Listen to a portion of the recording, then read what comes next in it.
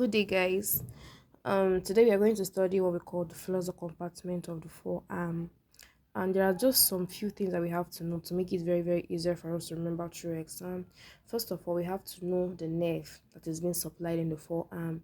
We have to know the different muscles that is being inserted down to the wrist part, the phalanges and the metacarpals. You understand? So, and again, the thing we have to know again is to know the origin, to know where this muscle is being originated. So today, what we are actually going to treat and know, first of all, we can say that there is this membrane that separates the radian and the ulnar bone. They call it the interosseous membrane. So this particular interosseous membrane just helps in the separation of the ulnar bone and the radian bone. So there is a sheet that helps in the covering, that helps to cover the muscles, like it covers around the muscles of the forearm. They call it the deep fascia. You understand? Let me just show you a typical example of what I'm saying. That is when this particular forearm is in a cross-section area. So let me just show you. This. Let's say this is your radius, this is your ulna, and there's a membrane that covers the forearm. Is what we call what? The deep fascia. You understand? And there is something else that we also call the intermuscular. We call it the intermuscular septum. This intermuscular septum is only connected to the radian part. Then after connecting to the radius, the radius bone, then it now goes down to the deep fascia. So having known these two things, we are now going to talk about where does flexor compartment of the forearm originates from. It originates from the epicondyle of the humerus. Let me just show you an example of what I'm saying. See guys, this is what we call the epicondyle.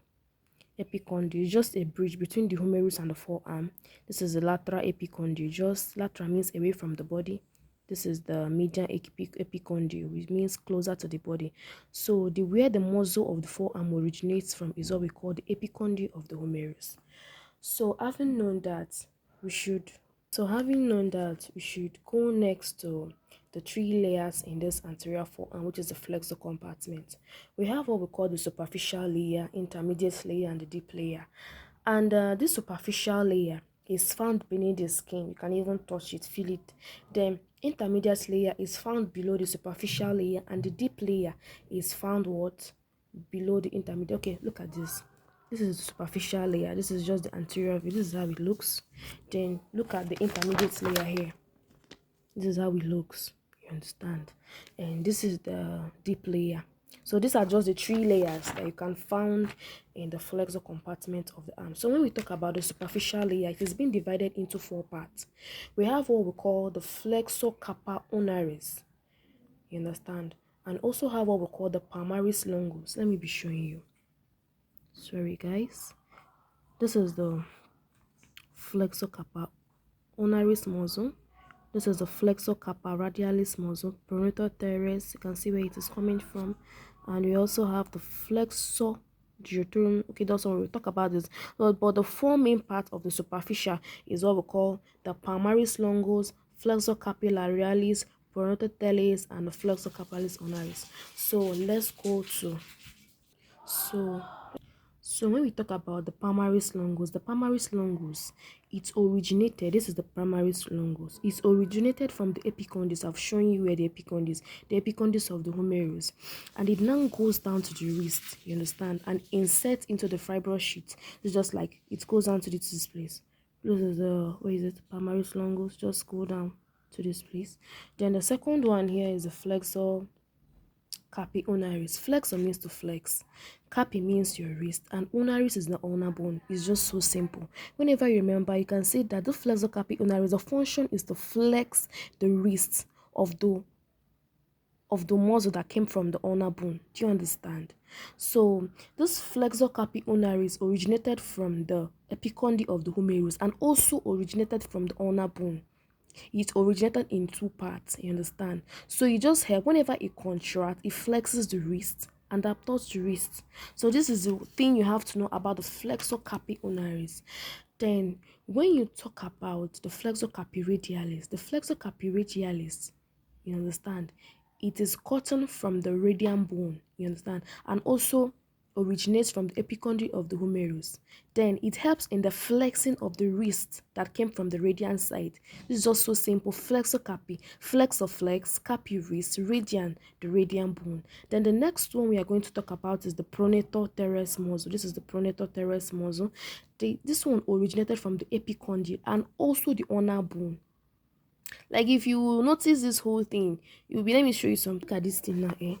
This is just the bone. If you notice something, this ulnar bone now, almost all the sheet, almost all the muscle are being connected to this place, almost all the muscle, except the carpi, the flexor carpi radialis.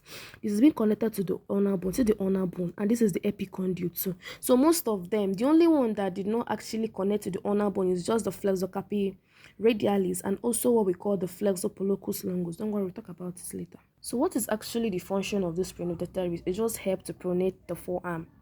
It originates from the epicondyle and it helps in pronating. Just be knowing the name pronator teres. Then another one we are going to talk about is what we call the intermediate layer. The intermediate layer, you understand? When you come to the intermediate layer, it's only one that is there. It is what we call the flexor digitorum superficial. This particular thing, it originates from the epicondyle and also the ulnar bone, you understand, and it is found in the arterial compartment under the intermediate muscle. Just know where it is found. Flexor digitorum superficial is being found in the intermediate muscle, not on the superficial. Oh, you understand? Flexor means to flex, digitorum means your finger. So the only thing there is that it's just help. Father Lord, let me just find this thing. I'm just teaching something abstract. Okay, let's look at it here. Flexor digitorum here. The main thing you just have to know is just that it helps to flex your finger. You understand? It helps to flex your finger. So another thing that we have to study here is what we call. So there is also something we call the carpal bone. I'm sorry, I mean the carpal tunnel. Is this carpal tunnel? It just gives space between the flexor reticulum and the carpal bones. That's what the function of the. It's not here the carpal tunnel. Maybe you should just go through, watch YouTube video and get a more better understanding of what we are saying. Then another one that we have to study is what we call the deep muscles. You understand? Then this particular deep muscle, they're just divided into three. We have the flexor digitorum profundus, we have the flexor polliculus longus, and we have the pronatus quadratus. You should just know that the origin of the flexor digitorum profundus is the ulna and the epicondyle of the humerus. The origination of the flexor pollicus longus, I think I should show you guys this one. Really, I'm coming. Okay, so this one is the flexor quadratus muscle. This one is it, and we have the flexor polliculus longus. Look at where it is. Just looking at the diagram. The only thing you just have to know is just the function and where yours in natural. Then another one is the flexor digitorum profundus. So if you want to like discuss what is digitorum profundus, just know that the origination is from the epicondyle and the ulnar bone. And the only thing that this thing used to do is just that it flexes the distal of the interphalangeal joint. You understand? Whenever it contracts, it helps to flex the distal interphalangeal joint. That's just the work. And you should also know that the flexor polliculus longus, I already show you where it is, just originates from the radius bone. You understand? It originates from the radius bone. The only thing is just it just helps to flex your thumb. You understand? Just help to flex. Just know that other ones, all the like other part of your fingers is being flexed by your ulnar part. Like it's the origination is from the ulnar bone, then your thumb is from the radius bone. Then talking about the pronatus quadratus, if pronatus quadratus, it just originates from the ulnar part. Look at this thing now. Wait, I'm giving you a better, clearer view. Wait. Look at what we call the pronatus quadratus here. Just look at it now. It originated from the ulnar bone and inserted the radius bone. The only thing this thing used to do is that it helps to pronate your forearm. Just know the functions. If you want me to like repeat it again, let me start. First of all, we have the superficial layers. Under the superficial layers, we have the flexor carpi ulnaris, we have the palmaris longus, we have the flexor carpi radialis, and we also have the the pronator teres. When you talk about the flexor carpi unalis, it just helps to flex the wrist that is being gotten from the ulnar bone. The muscle that came down from the ulnar bone side, it helps to flex it, the wrist, you understand? Then the second part, the flexor carpi radialis. The flexor carpi radialis helps to flex the wrist of the muscle that came from the radial bone. You understand? Radial bone. And also remember that the origin of all these things is the epicondyle of the humerus. Then this palmaris longus is also like the one that one just inserted the sheath of the wrist. You understand? And it also originated from the epicondyle of the humerus. Then when you talk about the pronator teres, it originated from the ulnar bone and the epicondyle of the humerus, and it just helped in the pronation of the forearm. Then when you now talk about the intermediate layer just have one particular muscle there. You understand? The only muscle it has is just the flexor digitorum superficial.